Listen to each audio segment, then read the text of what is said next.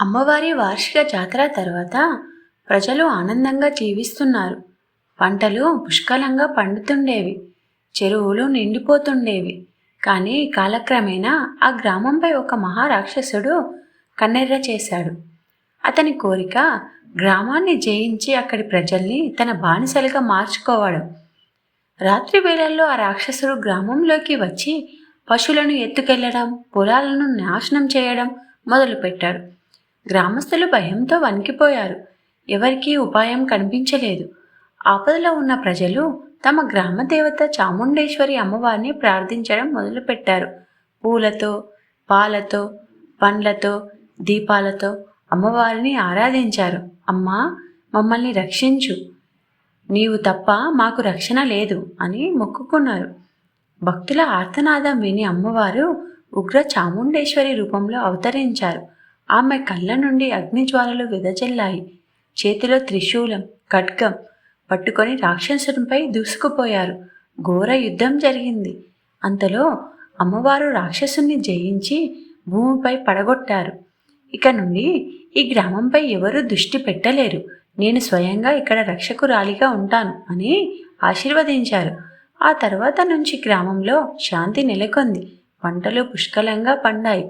ప్రజలు ప్రతి సంవత్సరం అమ్మవారికి జాతర జరిపి ఆమెకు పాలు, పండ్లు, పూలతో నైవేద్యం సమర్పిస్తూ రక్షకురాలు చాముండేశ్వరి మహిమను గౌరవిస్తున్నారు. ముగింపు సందేశం ఏమిటంటే, భక్తితో పిలిచినప్పుడల్లా అమ్మవారు రక్షకురాలిగా ప్రత్యక్షమై తన పిల్లలైన భక్తులను కాపాడుతుంది. ఒకరోజు అమ్మవారు రైతు భక్తుడిని పరీక్షించాలనుకున్నారు. కానీ ఆ రైతు నిజమైన భక్తుడు. అతని జీవితం చాలా కష్టాల నడుమ సాగుతూ ఉండేది. పంటలు అంతగా రాకపోయినా, ఇంట్లో కష్టాలు ఉన్నా అతను ఒక్క నిమిషం కూడా దేవత సేవలో వెనుకడుగు వేయలేదు.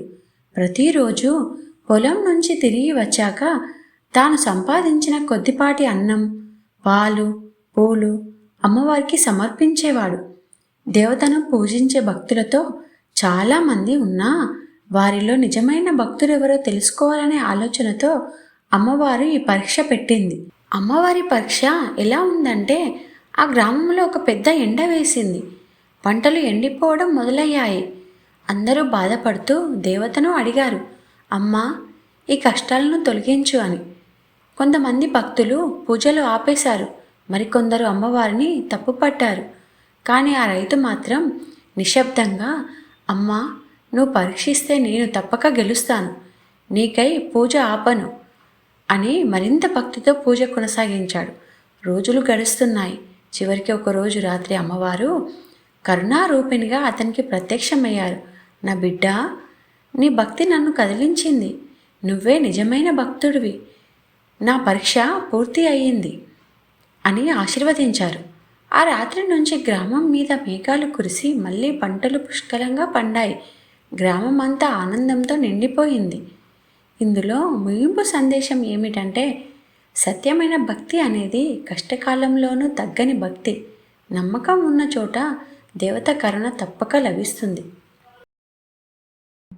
మీకు ఈ వీడియో నచ్చినట్లయితేనే లైక్ చేయండి, షేర్ చేయండి, సబ్స్క్రైబ్ చేయండి.